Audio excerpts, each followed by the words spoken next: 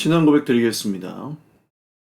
전능하사 천지를 만드신 하나님 아버지를 내가 믿사오며 그의 아들 우리 주 예수 그리스도를 믿사오니 이는 성령으로 잉태하사 동정녀 마리아에게 나시고 본디오 빌라도에게 고난을 받으사 십자가에 못 박혀 죽으시고 장사한 지 사흘 만에 죽은 자 가운데서 다시 살아나시며 하늘에 오르사 전능하신 하나님 우편에 앉아 계시다가 그리로서 산자와 죽은 자를 심판하러 오시리라.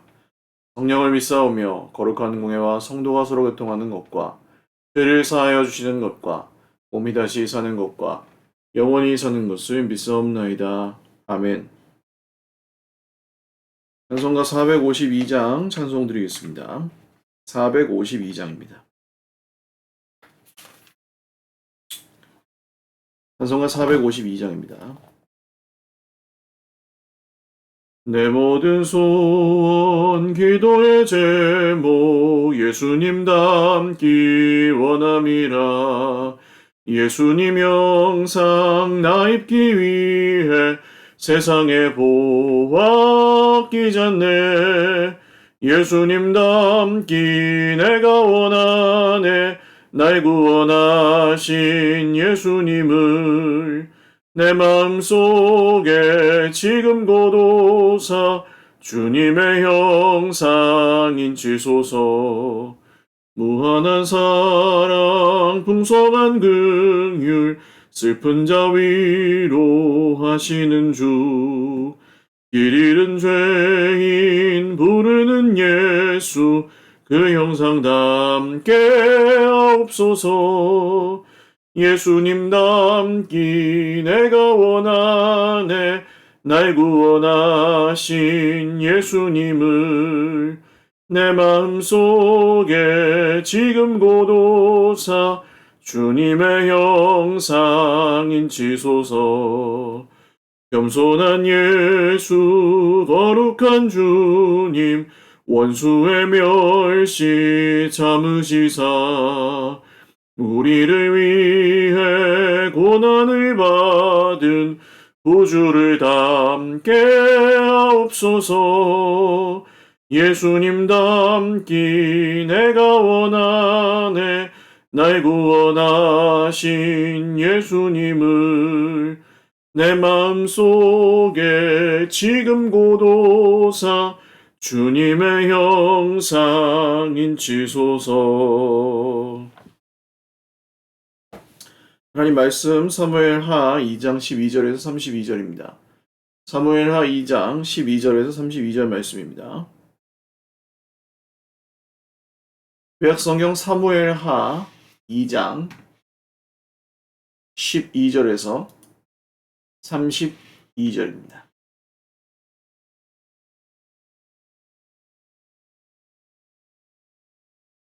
한 목소리로 12절에서 32절 읽겠습니다. 넬의 아들 아브넬과 사울의 아들 이스보셋의 신복들은 마하나임에서 나와 기브온에 이르고 수르야의 아들 요압과 다윗의 신복들도 나와 기브온 못가에서 그들을 만나 함께 앉으니 이는 못 이쪽이요 그는 못 저쪽이라. 아브넬이 요압에게 이르되 원하건대 청년들에게 일어나서 우리 앞에서 겨루게 하자. 요압이 이르되 일어나게 하자 하매 그들이 일어나 그 수대로 나아가니 베냐민과 사울의 아들 이스보셋의 편에 12명이요 다윗의 신복 중에 12명이라. 각기 상대방의 머리를 잡고 칼로 상대방의 옆구리를 찌르며 일제히 쓰러진지라. 그러므로 그곳을 헬가 핫수림이라 일컬었으며 기브온에 있더라. 그날의 싸움이 심히 맹렬하더니 아브넬과 이스라엘 사람들이 다윗의 신복들 앞에서 패하니라. 그곳에 수르야의 세 아들 요압과 아비새와 아사헬이 있었는데 아사헬의 발은 들노루같이 빠르더라. 아사헬이 아브넬을 쫓아 달려가되 좌우로 치우치지 않고 아브넬의 뒤를 쫓으니 아브넬이 뒤를 돌아보며 이르되 아사헬아 너냐 대답하되 나로라. 아브넬이 그에게 이르되 너는 왼쪽으로나 오른쪽으로나 가서 청년 하나를 붙잡아 그의 군복을 빼앗으라 하되 아사헬이 그렇게 하기를 원하지 아니하고 그의 뒤를 쫓으매 아브넬이 다시 아사헬에게 이르되 너는 나 쫓기를 그치라. 내가 너를 쳐서 땅에 엎드러지게 할 까닭이 무엇이냐. 그렇게 하면 내가 어떻게 내 형 요압을 대면하겠느냐 하되 그가 물러가기를 거절하매 아브넬이 창 뒤끝으로 그의 배를 찌르니 창이 그의 등을 꿰뚫고 나간지라. 곧 그곳에 엎드러져 죽음에 아사헬이 엎드러져 죽은 곳에 이르는 자마다 머물러 섰더라.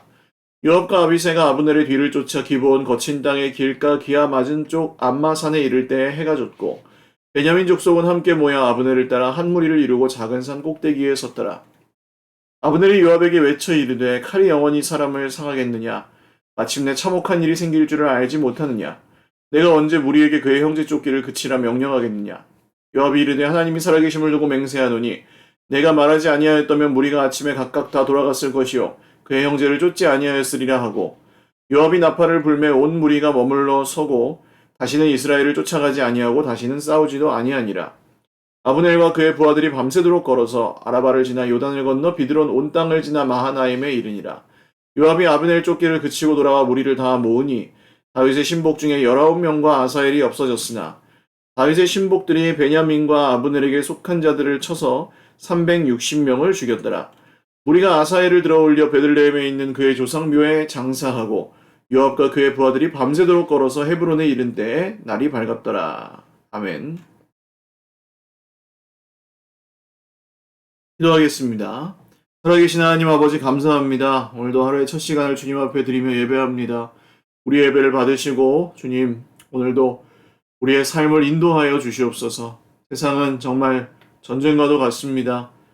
저희들 주님의 길을 따라가며 정말 고난과 여러 어려움들을 겪기도 하지만 시험과 환난 중에 우리의 피난처 되시는 주님이 오늘도 사랑하는 형제자매들의 몸과 마음을 회복하시고 또 위로하시고 인도하여 주옵소서.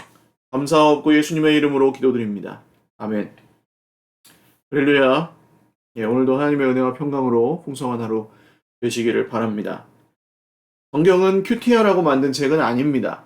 큐티는 매일 성경을 이렇게 긴 분량을 읽고 그 내용을 다 이렇게 하나님의 말씀을 그 안에서 또 발견하며 그럴 수 있는 환경에 우리가 산다면 참 좋겠지만 우리에게는 생업도 있고 또 해야 될 일들이나 우리의 생존을 위해 써야 되는 시간들도 있잖아요. 그러다 보니까 큐티는 그냥 우리가 정한 시간을 하나님께 구별하여 드린다는 믿음의 고백, 표현이라고 할 수 있겠습니다.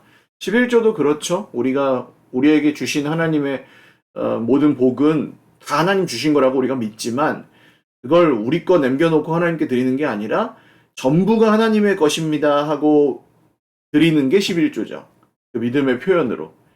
큐티도 그렇게 보시면 되겠습니다. 근데 특히 역사서 같은 성경은 큐티하기가 굉장히 어렵다고 느끼실 거예요. 묵상하기가.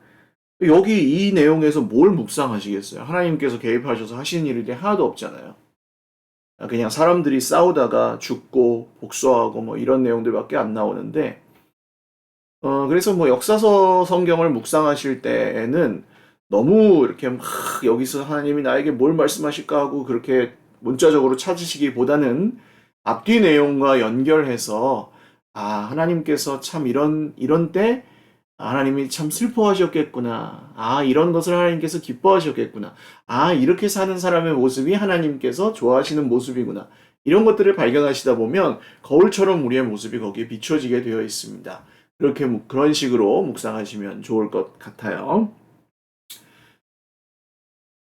여기 넬의 아들 아브넬은 사울의 집안의 군대 장관입니다. 그러니까 거의 넘버 원입니다. 지금 이스보셋이라는 사울의 아들 한 명을 호수아비 왕으로 세워놓고 거의 실권을 장악하고 있는 그런 사울파의 거두라고 할 수 있는 사람이 아브넬이었고요.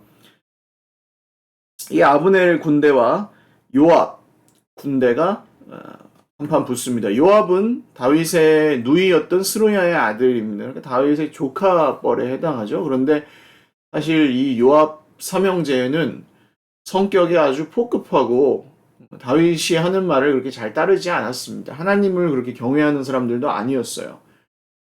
굉장히 권모술수에 능하고 싸움을 즐기는 그런 성격이었습니다.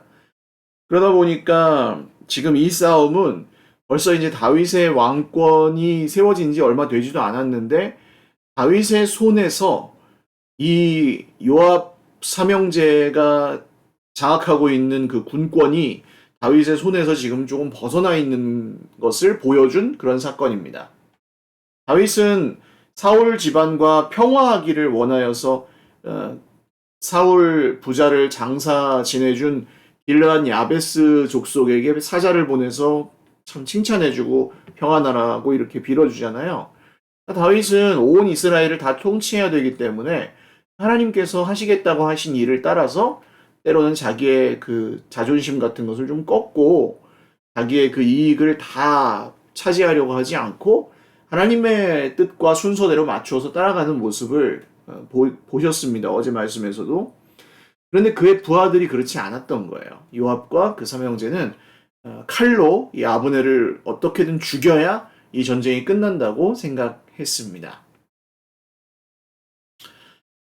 여러분 여기서 사실은 저는 이렇게 추악한 인간의 모습, 정말 목적을 위해서라면 아는 사람의 목숨까지도 취할 수 있는 이런 인간의 모습이 사실 우리 모두의 그 속에 잠재되어 있는 죄성을 거울처럼 비춰주는 것 같아요. 우리는 어떤 문제가 생기고 사람과의 갈등이 생기면 그 안에서 하나님의 뜻을 구하거나 또 하나님께 나아가기보다는 직접 복수할 힘이 없으면 미워하거나 험담하거나 뭐 이런 것이 아주 흔한 세상에서 살아가고 있습니다. 그리고 나랑 맞지 않는 사람을 하나님께 맡기기보다는 뭐 갈등이 있거나 뭔가 마음에 들지 않는 것이 있으면 직접 그 사람에게 무언가 돌릴 힘이나 아니면 이렇게 사람들의 그 여론 같은 걸 모아서 그 사람에게 직접 영향을 미쳐서 바꾸고 싶어 하기도 합니다. 내가 직접 뜯어 고치고 싶은 거죠. 그런 것들이 물론 그렇게 해야 될 때도 있기는 하지만 이렇게 하나님께 의지하기보다는 내가 생각하는 좋은 방식으로 사람을 좌지우지하고 끌어가려고 하는 그런 욕구가 사실은 인간 죄성의 중심에 있는 내가 보는 게 전부 맞다고 생각하는 그 죄성에서 나온 것이죠. 오늘 싸움이 벌어져서 다윗 편에서 12명이 나오고 사울 그 아브넬의 편에서 12명이 나와서 서로 탁 잡고 찔러갖고 서로 죽이는 처참한 사건이 결투가 벌어집니다. 그리고 나서 이제 싸움이 붙었는데 다윗 쪽이 강해서 아브넬 군대가 쫓겨갑니다.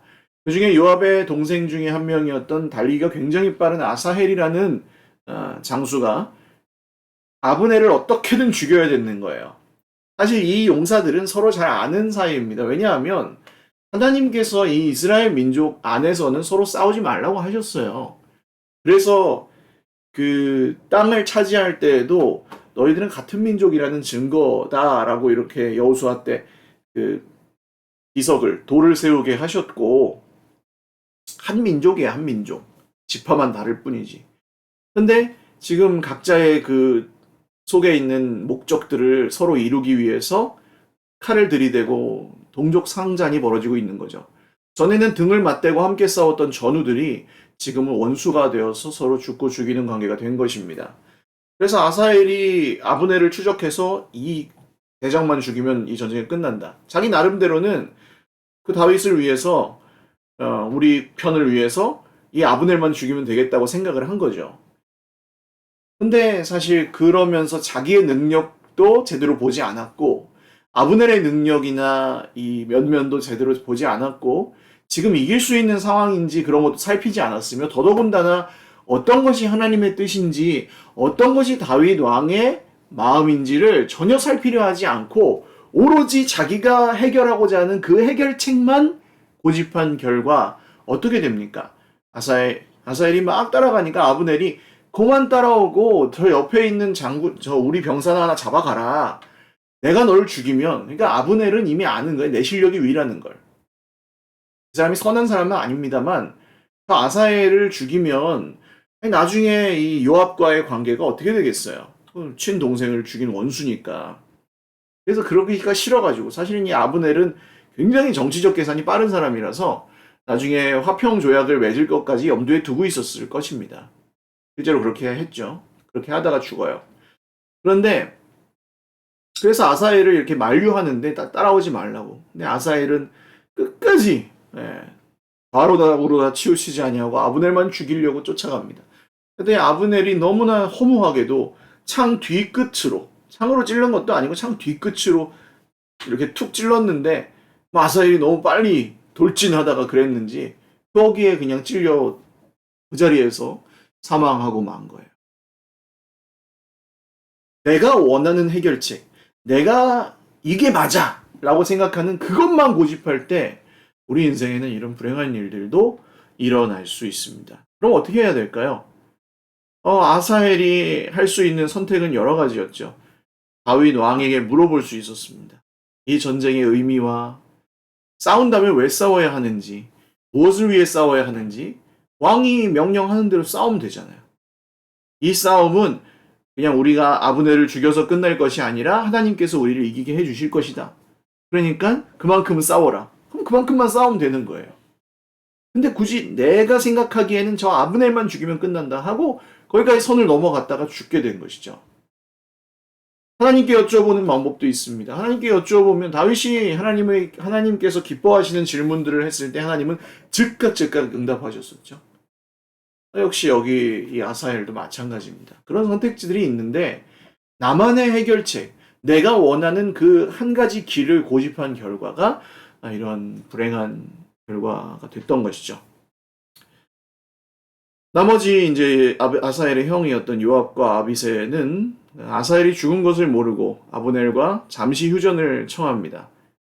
그러니까 자기들도 힘들었던 거죠.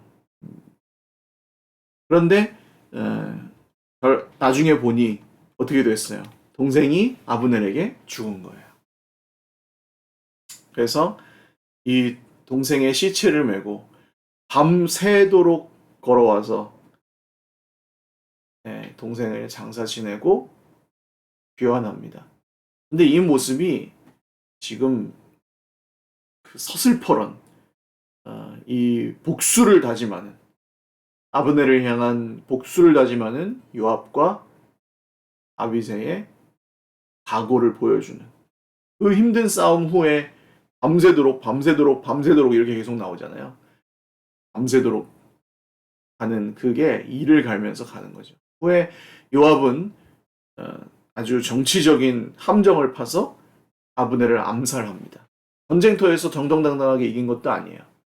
복수를 하는데 그 방법이 아주 치졸하고 무서운 방법을 씁니다.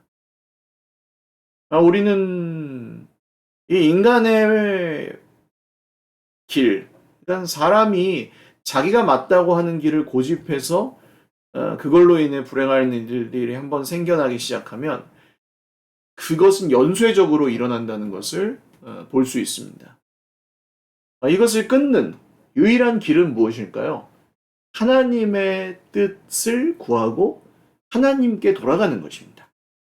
다윗 왕이 그것을 잘 보여주죠. 다윗 왕은 그 길에서 벗어나 스스로가 원하는 죄의 길로 걸어갈 때도 있었습니다만 다윗 왕의 비범한 점은 그 길에서 다시 돌이켜 하나님을 선택할 줄 아는 용기가 있었다는 것이죠. 저는 용기라고 표현하고 싶어요. 뻔뻔함이라고 해도 과언이 아닙니다. 뻔뻔함. 왜냐? 하나님을 알기 때문이죠. 하나님이 어떤 분이신지 알았기 때문에. 다른 사람들은 왜 이렇게 자기 마음대로 삽니까? 하나님이 어떤 분이신지 모르기 때문이에요. 그리고 스스로 자기가 자기 인생의 주인 노릇을 자기가 주관하고 싶어 하기 때문입니다. 예수님은 우리 앞에 있는 이 놓여있는 두 길, 우리는 원래 우리 스스로 주인이 되어서 하나님이 마치 내가 하나님인 것처럼 살고 싶어하는 그런 세상의 길을 걷던 사람들이죠. 그런데 예수님께서 당신이 죽으심으로 하나님 아버지의 말씀을 이루셨고 순종으로 이루신 그 구원의 십자가를 통하여 우리는 이제 그 세상의 길에서 벗어나서 하나님의 길을 선택할 수 있는, 하나님을 알며 하나님의 말씀에 순종하여 살 수 있는 하나님의 백성, 하나님의 자녀가 되었습니다. 혹시 우리가 다시 함정에 빠지거나 시험에 든다 해도 우리에게는 뭐가 있어요? 회개할 수 있는 용기가 있어요. 회개할 수 있는 용기. 하나님, 제가 돌아왔습니다. 하나님, 제가 돌이키겠습니다. 하나님, 저를 용서해 주십시오. 그 위대한 인류의 조상인 아담조차 하나님께 한마디 해보지 못하고 죽었던 하나님 용서해 주세요라는 말을 우리는 할 수 있게 되었다는 것입니다. 다윗의 자손으로 오신 예수님을 통해 우리가 하나님의 백성이 되었기 때문이죠. 오늘도 우리 삶에는 크고 작은 실수들과 또 시험거리들, 함정에 빠지는 일, 유혹에 빠지는 일들도 있을 것입니다. 그때마다 여러분 늦었다고 생각할 때가 가장 빠른 때입니다. 하나님께 돌이키시고 하나님 제가 회개합니다. 용서하여 주십시오. 저를 긍휼히 여겨 주십시오. 이런 고백을 드리기를 주저하지 마시고 언제든지 하나님의 길을 선택하는 저와 여러분의 하루가 되실 수 있기를 주님의 이름으로 축원을 드립니다. 기도하겠습니다. 주님, 이 아사엘과 요압의 모습에서 저희의 모습을 봅니다. 복수하고 참 미워하고 이를 갈며 관계 갈등이 생겼을 때나 문제가 생겼을 때 우리가 원하는 우리가 고집하는 방식을 남에게 강요하기도 하고 그런 것이 우리의 모습입니다. 그러나 오늘 주 예수님의 이름을 따라 저희들 하나님께 여쭈어보고 하나님께 구하고 하나님의 뜻을 따라가는 하나님의 길을 저희들도 따라가기를 원합니다. 하루의 삶 가운데 모든 결정과 모든 생각과 말과 우리의 모든 행동 가운데 우리 주님께서 알려주셔서 하나님의 길을 잘 따라갈 수 있도록 인도하여 주시옵소서. 감사하옵고 예수님의 이름으로 기도 올리옵나이다. 아멘. 네, 감사합니다. 오늘도 주님 안에서 행복한 하루 보내시기를 바라고요. 일교차가 좀 많이 심해져서 감기도 조심하시기 바랍니다. 네, 사랑하고 축복합니다. 감사합니다.